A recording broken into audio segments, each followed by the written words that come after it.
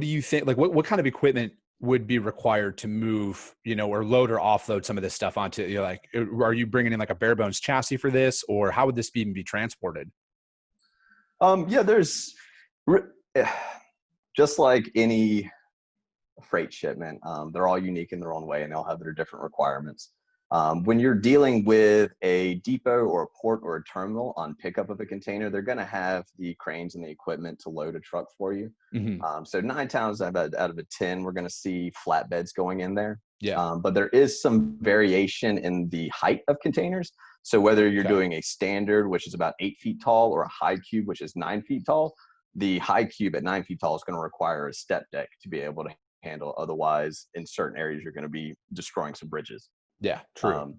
Outside of the flatbed, so now let's add in the variable of the delivery location. Let's assume the delivery location doesn't have the crane and the offload ability to deliver. A flatbed's no longer a viable option because they don't have a crane or a forklift to offload it. In those situations, landalls are definitely an option. People use straight trucks as well to handle deliveries in those situations, and those are just as easy to load at the pickup. So really, when it comes to the transportation of the containers, it's very much so in line with what a lot of carriers are already handling, especially in the flatbed world. No, for sure. So yeah, can you really damage them by pulling them off? Like, say it was loaded on a flatbed and like, they show up. I know I've dealt with just a magnitude of just ridiculous things that happen at receivers sometimes. I mean, could you just like take a forklift or like a loader, a front end loader, and like push it off, or is that going to cause some severe damage?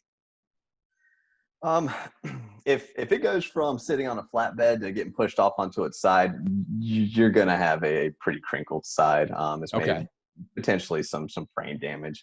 So you can be kind of rough with them to an extent, but the real thing is to be honest with yourself about what you're doing with the container. If it has to be beautiful, then don't just shove it off the trailer. Let's white glove it a little bit. Yeah. But they are durable. They absolutely are. They're steel Connex.